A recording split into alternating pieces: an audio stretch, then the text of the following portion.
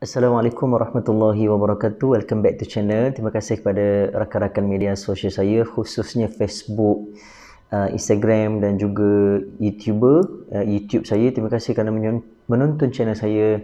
Jadi insyaAllah jangan ke mana-mana. Kita jumpa lagi lepas ni. Akan ada satu tajuk yang best untuk saya bagi penerangan dan pencerahan kepada semua rakan sahabat saya yang dirahmati Allah Ta'ala sekalian. Kita jumpa lagi lepas ni.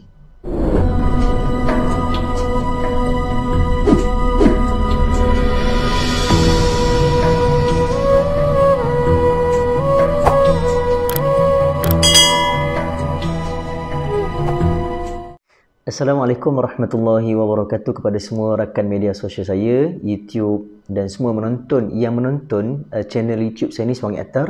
Terima kasih banyak-banyak. Jangan lupa subscribe dan juga jangan lupa komen dan juga jangan lupa share ataupun like. Jadi apa khabar semua sahabat-sahabat saya yang dirahmati Allah Subhanahu Wa Taala sekalian? Kita ni tak lama lagi nak sambut bukan Ramadan. Kita ni dalam bulan Ramadan dan kita tak lama lagi kita nak sambut iaitu Syawal. Sahabat-sahabat saya yang saya sayangi, yang dirahmati Allah dan juga dicintai oleh Rasulullah sallallahu alaihi wasallam. Pernah berlaku dalam satu hadis iaitu Sahih Bukhari, bila mana ketiga Sayyidatina Aisyah pergi ke pasar. Dia cari barang dan dia jumpa satu langsir yang sangat cantik yang ada gambar patung. Lalu pergi itu dia berkenan dengan langsir tersebut dalam Sahih Bukhari. Lalu dia bawa balik. Pada ketika itu Rasulullah memandang langsir tersebut, lalu Rasulullah merobek langsir tersebut. Merobek itu maksudnya iaitu mengoyakkan langsir tersebut.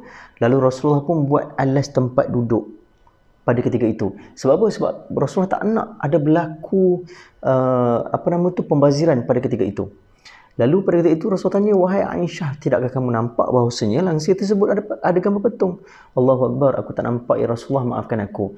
Lalu pada ketika itu Rasulullah pun tak buang langsir tersebut. Lalu dia buat iaitu tempat duduk pada ketika itu. Jadi saya nak pesan kepada muslimin dan muslimat, kepada sahabat saya yang dirahmati Allah Ta'ala sekalian, kita kena amalkan dua konsep dalam rumah tangga, seperti yang dianjurkan oleh baginda Sayyidina Rasulullah sallallahu alaihi wasallam dan juga syariat Islam. Yang pertama sekali, kita kena peka. Yang pertama, first, kita kena peka apa yang kita beli. Biasa wanita lah. Biasa kalau sibuk raya ni, wanita akan buat persiapan dalam rumah. Dia akan beli tu, beli ni. Dia akan decorate rumah ni. Kalau boleh tak puas hati, dia akan ubah lagi rumah dia begini, begitu. Jadi lelaki ni kan simple. Tapi ada juga lelaki yang cerewet, yang suka mengemas rumah, yang nakkan rumah tu clean ataupun bersih. Mereka akan buat clean dalam rumah ni sampailah rumah tu betul-betul nampak puas hati pada dia. Ada juga yang suami begitu dan ada juga suami yang tidak cerewet ataupun isteri yang cerewet. Okey, yang pertama sekali kita kena peka apa yang kita beli, dan yang kedua pula, kita sebagai seorang suami dan isteri ataupun dalam rumah tangga ni ataupun anak-anak, yang pertama sekali kita kena belajar untuk recycle balik barang-barang yang mana rosak tadi. Kita kena perbaiki balik. Contohlah macam kursi, patah sikit je, patah satu je, kita terus pergi buang, bakar ataupun tukar kursi lain. Tak. Dalam Islam ataupun dalam syariat Islam mengajar kita perlu baiki dulu. Contoh, banyak kedai-kedai yang dekat sekitar tempat tuan-tuan dan perempuan dan semua rakan sahabat saya yang dirahmati Allah Ta'ala sekalian, ada menyediakan iaitu kedai untuk memperbaiki balik perabot-perabot yang telah rosak. Okey, jadi kenapa kita perlu membazir sedangkan kita boleh simpan duit yang kita nak beli barang-barang baru tadi? Okey, yang kedua. Dan yang ketiga pula, kita kena decorate rumah tadi iaitu mengikut syariat Islam yang sebenarnya. Bukan mengikut syariat ataupun mengikut budaya-budaya kafir ataupun budaya-budaya agama-agama yang bercanggah dengan Islam. Contoh Feng Shui. Kan? Ada setengah masyarakat Melayu kita lebih meniru kepada budaya iaitu Feng Shui. Feng Shui ni iaitu dia meniru seakan-akan macam agama Buddha, iaitu bila nak meletakkan barang tadi perlu barang-barang tadi di tempat yang begini. Sebab apa? Sebab ada ong dan sebagainya. Maka tidak ada dalam Islam ataupun hadis secara qat'i menyatakan kita perlu meletakkan barang tadi mengikut keuntungan. Tak ada dalam Islam, ya. Dan juga yang keempat pula, hendaklah kita mendekorasi rumah tadi dengan tidak ada pembaziran yang sangat besar. Macam contoh, kita nak hias barang-barang keperluan dalam rumah ni, kita letak orang kata barang-barang yang sangat berharga, barang-barang yang sangat mahal. Itu tak digalakkan oleh Islam. Kalau boleh, biar barang-barang tadi adalah barang-barang yang orang kata barang-barang yang murah tapi kita decorate tadi cantik.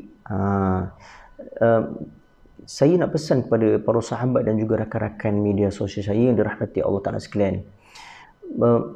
Pada zaman Rasulullah dulu, Rasulullah paling tak nak isteri-isteri dia ataupun anak-anak dia ataupun semua para sahabat dia mengamalkan pembaziran. Saya ingat lagi ada satu kisah bila mana Rasulullah sallallahu alaihi wasallam dibagi barang yang sangat cantik kepada dia, jadi dipulangkan balik kepada fakir miskin. Dia kata tak layak untuk diambil. Itu Rasulullah. Jadi kalau tengok balik rumah Rasulullah ni tidak ada langsung barang sebenarnya. Ada barang tapi tak banyak.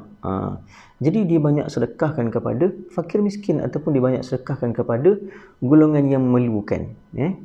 Jadi saya haraplah kan dalam bulan Ramadan ni kita tidak berlaku pembaziran ataupun saya ingat lagi dia sebenarnya dalam bulan Ramadan kita perlu menghiasi keindahan dalam rumah kita, iaitu pasang lampu klip-klip. Itu sebenarnya berbanding pula dengan uruf di Mekah ataupun uruf di Saudi ataupun di Mesir. Mereka memperindahkan Ramadan tadi, mereka akan memasang lampu klip-klip, signboard yang sangat cantik dalam rumah mereka. Sebab apa? Sebab mereka menghiasi Ramadan tersebut. Macam kita menghiasi Syawal, berbeza dengan uruf kita. Jadi sebenarnya kita kena hiasi iaitu Ramadan. Di Mesir pula, mereka ni pagi Syawal mereka akan bersalaman dan sebagainya. Lepas tu balik, ada setengah tu yang tidur dan ada setengah tu yang berjalan. Macam kita pula, iaitu bulan Ramadan kita sibuk duduk rumah, tapi bulan Hari Raya kita sibuk beraya. Itu yang jadi masalah kepada kita berbanding dengan uruf di sana dengan uruf di sini. Okey. Jadi insya-Allah saya rasa sekadar itu saja untuk para pendengar dan juga para penonton, sahabat-sahabat saya. InsyaAllah jangan lupa like ataupun komen ataupun subscribe channel saya ini. Jadi insyaAllah moga memberi manfaat kepada anda semua. Jadi saya rasa sekadar itu saja. Wabillahi taufiq wal hidayah. Wassalamualaikum warahmatullahi wabarakatuh. Kita jumpa lagi untuk vlog yang akan datang. Bye bye, jumpa lagi.